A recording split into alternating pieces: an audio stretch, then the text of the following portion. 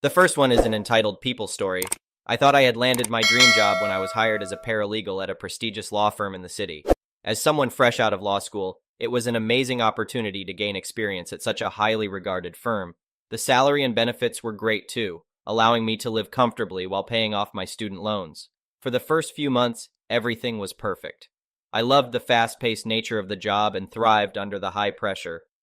My coworkers were smart and helpful, always willing to guide me as the newbie. Even the partners and senior associates acknowledged my good work, promising growth opportunities down the line. That all changed when Karen joined the firm. Karen was a lateral hire, an attorney poached from another top firm in the city. From day one, she made sure to point out that she had graduated top of her class at an Ivy League law school and worked for major corporate clients. Karen saw herself as superior to the rest of us mere mortals. Her arrogance was palpable.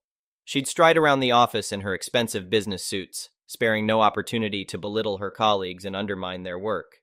As a paralegal, I was lowest on the totem pole in Karen's eyes. She treated me like her personal servant, assigning me the most mundane tasks beneath someone of my qualifications. I bit my tongue and carried on, not wanting to cause issues as the new hire. That professional courtesy was not reciprocated by Karen. She began nitpicking my work, fabricating mistakes that didn't exist. She scolded me harshly, even in front of partners and clients, portraying me as an incompetent fool. Her constant criticism crushed my confidence. I made sure to triple-check all my work, but Karen always found ways to put me down. She'd even spread lies, claiming my mistakes cost the firm thousands in losses. Things came to a head one day when Karen barged into my cubicle, slamming a folder on my desk.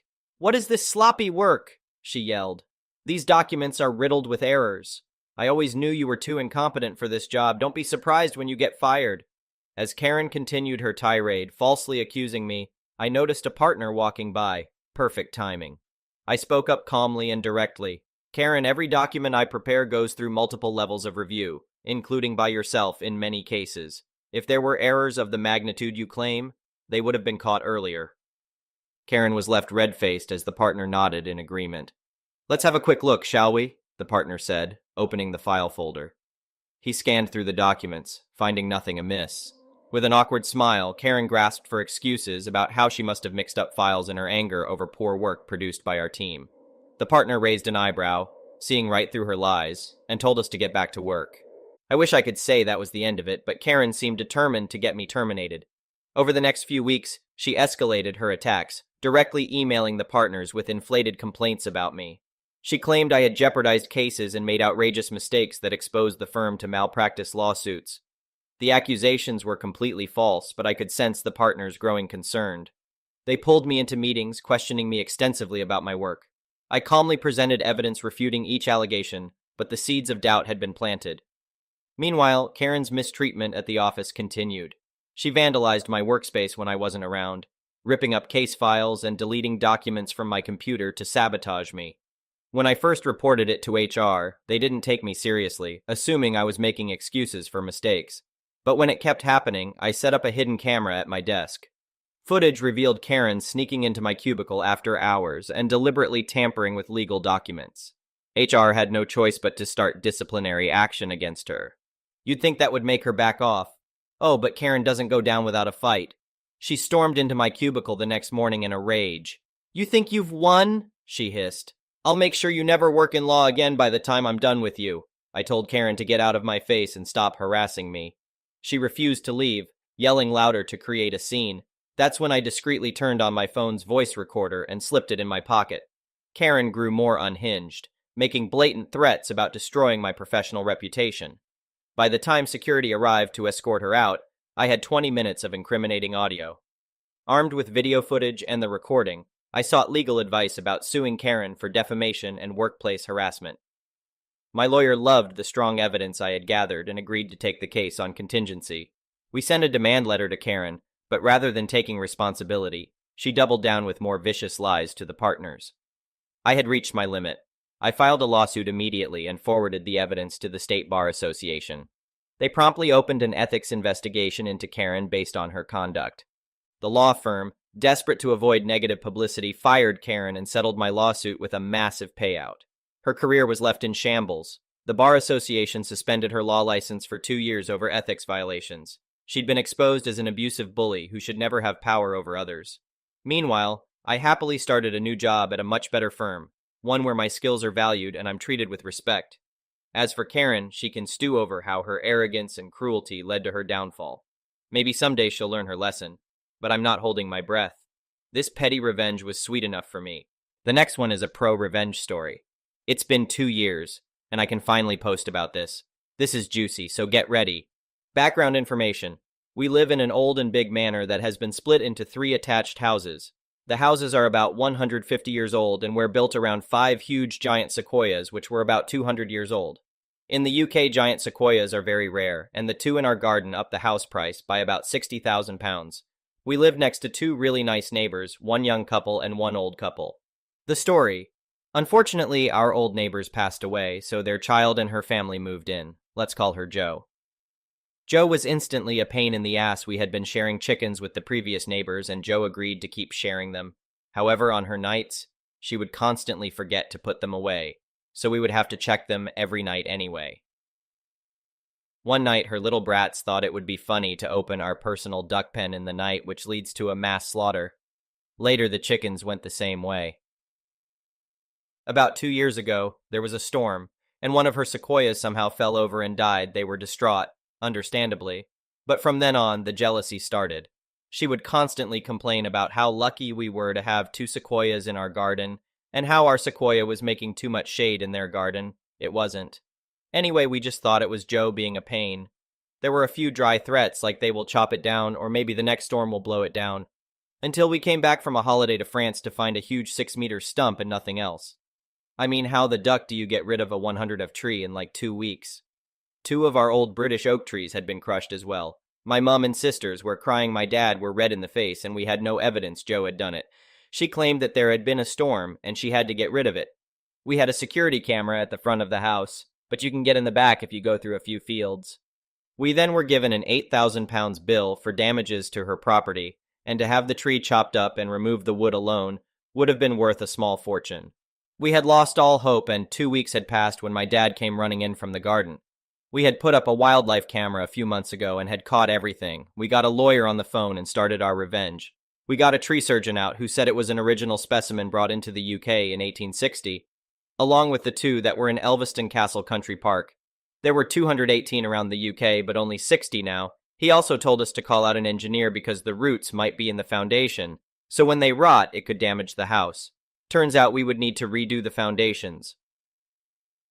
Then we took Jo to court and sued them for damage to property, trespassing, and lots of other smaller claims. The tree would cost $250K to have another sequoia that was 200 years put in and looked after. It's basically impossible. Plus the damage to the foundation, which was $200K, and the 2 oaks, which were another $25K. So with the smaller claims, it went to about £500,000, $700,000. They had to move out. And we have now paid off the mortgage, done a lovely loft and kitchen conversion, and have basically done up the house and garden, as well as plant a 60-year-old sequoia tree in the back garden. We also had our kitchen counter and table made from the old sequoia. We now have a new lovely family living next to us who we share chickens, ducks, and pygmy goats with. They're very nice, and I make a fortune babysitting their kids. The next one is a petty revenge story. On a property with a beautiful lawn, and it came with side garden running along the fence bordering the sidewalk, full of herbs like mint, lavender, and oregano, some small carrots and other stuff. I quickly learned that several older ladies in the neighborhood felt entitled to my garden. They were reaching through the fence posts up to their shoulders, going as far as their arm could reach, grabbing what they could and fill their plastic bags. They would wait till someone was out of the house or early in the morning to make their grab and run, so they were well aware they were in the wrong. Just knowing they were doing this whenever we were out of the house made my skin crawl, so I ripped out the garden. Less work for me now. It honestly became too much work and messy to have, but it wasn't a big deal, and there was plenty of it to go around. I hate gardening, so it was a relief to get rid of. I also didn't like that the garden had become an invitation for thieving grannies to intrude on my property. I was planning on removing the garden eventually, but was not in a rush and didn't care enough. They just accelerated my plans to get rid of it all by fueling me with spite. The next one is a malicious compliance story. So I make a living doing landscape maintenance, mostly for commercial properties and wealthy homeowners. Unsurprisingly, the wealthy homeowners tend to be the most difficult customers. I could probably write a book with the amount of ridiculous requests I receive. I added a new customer, Karen, real name, to my weekly route recently, and the first visit to her home was yesterday. Using Google Maps, I bid the property for 1 hour of work. When I showed up, the place was a mess. It hadn't been serviced in months. I spent 2 hours making this place look about as perfect as it could. I cleaned up 2 half-dead palm trees, trimmed all the bushes, mowed, edged, string trimmed, and cleaned up all the leaves I was able to. An hour later, Karen calls my company, me, to complain about the work done. Apparently, they blew leaves into the corner of her property and left them. Well, that's complete bullcrap. But okay, I'll entertain the nonsense. The leaves in question were already in the back corner of the property, embedded in the pine straw, as they'd been there for quite a while. Standard practice is blowing out any loose leaves from garden beds and mulching or bagging them, which had been done. Karen didn't really want to hear reason when I tried to explain this and insisted I send someone out to get the remaining leaves. I went back and got every leaf off of her property, including over 75% of the pine straw. Of course, she called again to complain about her missing pine straw, at which point I reiterated the same thing I told her before. I let her know I'd be happy to replace the pine straw for $400. I haven't heard back yet. The next one is an entitled people story. Now on to my situation. I would not describe the full story here, but if someone wants it, I might post it as an update. Basically, I, M14, have to deal with a very toxic friend, M16, every day. We met in 2020. Things were well, but in retrospect, he was making fun of me from the very first conversation we had. 2 years later, we both went to a summer camp for 2 weeks where he showed his true colors and made my life hell, and almost all 100 kids there, even though we were split into 4 groups, complained about him. Also, since then, we argue over every smallest thing imaginable. For example, recently, I sent him a post about yellow paint in video games, and he blew up, being mean to me, saying literally nobody cared, based on him not hearing about any of it, then saying that this is stupid, and later counting this as another epic win on me after providing zero proof but remembering to call every message stupid.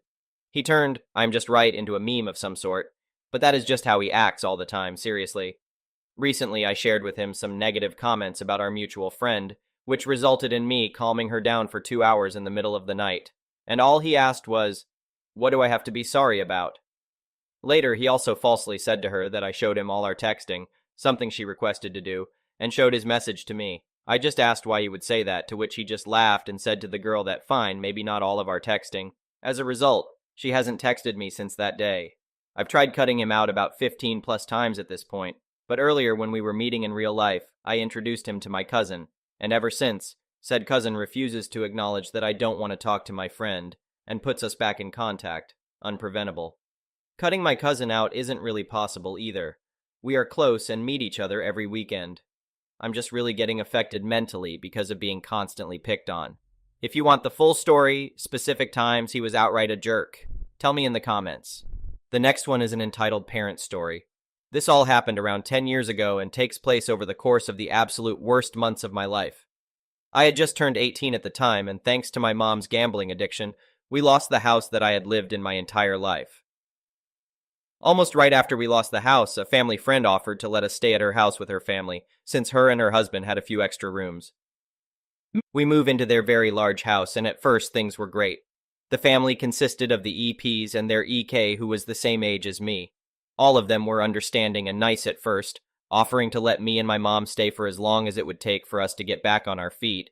EM even got me my first job working as a volunteer at a bingo hall. It was all under the table kind of money, but I didn't care since it was money in my pocket that my mom wouldn't provide me. EPs had been family friends for a very long time, and are absolutely enamored with the idea of me and EK getting together, and have been ever since we were little. They constantly made comments like, "Look at the beautiful couple. You two look so great together," or "We'll give you lovebirds some privacy," whenever we were in the same place together. Despite me stating several times that I didn't like him in that way, they were determined to try to get us to work, like some kind of arranged marriage. I think that really fed into EK's ego, because about a month into my stay, there is when the first incident happened. We were walking down the hall when he smacks my ass from out of nowhere. I really freaked out and went off on him, yelling, cursing, and giving him a few shoves. Our parents came upstairs to see what all the yelling was about, and we end up getting separated. I tell my mom what happened, and she responds by telling me it wasn't a big deal, and to not rock the boat while we were living there. EK eventually gives some half-assed apology to me at dinner, and his dad made some joke about how he's relieved that he's finally taking an interest in girls, since they were starting to think he was gay. Things proceeded to escalate from there. Any chance EK got, he would make lewd comments or find some way to grope me. Every time I went to his parents, it was always hand-waved away as boys will be boys, or he probably didn't mean it that way, that he was a really sweet guy deep down and I should get to know him better. On one occasion, ED told me that I should be flattered. My mom was content to not do anything, enjoying the freeloading that got to feed her addiction too much, and telling me to stop playing hard to get. One day, EK puts a hand down my shirt as I'm sitting on the couch, and I started yelling at him about how I'm sick of him doing stuff like this, and to never do it again. But he gave me the most terrifying glare and told me, "Shut up, you live in my house." After that, I was so terrified of being alone with him that I would stay after school for as long as I could until Elle was asked to leave. And if I ever had to go back to the house for any reason, I would just hide in my room with the door locked and wouldn't come out until I knew other people were around, since I didn't know if one day he was just going to force himself on me. Fast forward a few months and I'm told, not asked, that I'm going with EK as his date to his senior prom, which is in a week. EPs are super excited and tell me that we'll have the whole house to ourselves that night after we come back from the dance. I very quickly shut that down and tell them that I'm not going because of how EK treats me, and EPs spend the rest of the day doing everything they can to compel me. First, they try telling me money isn't an issue, how they'll pay for my dress and ticket. When that doesn't work, they try to guilt trip me, telling me how they ask me for so little, and how this is the least I can do, and how much EK would love it. Finally, my mom eventually hears about it after she comes home from the casino, and she's pissed. She tells me how I need to go, how it's such a big opportunity for the both of us, and how I need to tell the EPs that I changed my mind. I refuse, and the day after EK's prom is over, EPs sit me and my mom down for a talk. They start implementing new rules about how they now expect us to pitch in for all the amenities, how we're expected to buy our own food, and how they're going to start charging us for rent. Before all this, they were very adamant about us not paying for anything, wanting us to save money to get back on our feet. Even without my mom spending half or all of her checks at the casino, there was no way for us to afford what they were asking, and they subsequently gave us a month to find our own place and move out. We ended up moving out to live in a sketchy neighborhood with some guy my mom was dating, whom she'd met at the casino. My mom blamed me for the entire thing, saying I blew a golden opportunity for both of us. How I basically threw away a great future that was all laid out for me because I wouldn't dance and put out. That cut me pretty deeply, and I still get angry thinking about it to this day. Few months later I graduated, but my mom didn't show up to the ceremony. I come back to the house and all my stuff is sitting on the curb next to the trash and had been thoroughly picked through. I found out my key doesn't work anymore and nobody is picking up their phone. End up waiting till about 3 in the morning for them to come back from the casino, and my mom tells me in so many words that I'm my own now. Nothing I say changes her mind, and I eventually pack what little of my stuff is left into my car. I spent the next month or two couch surfing or sleeping in my car while trying to pick up as many days as I could at work. Eventually, I managed to save up enough to move into my first apartment with a roommate. I haven't spoken to my mom or the EPs since then, but recently my mom left me a voicemail asking if we could talk, since she didn't like the way we left things. Since then, she's been blowing up my phone every day. I don't plan on ever taking her call. Thank you for watching. I would really appreciate it if you could like the video and subscribe to our channel if you haven't already.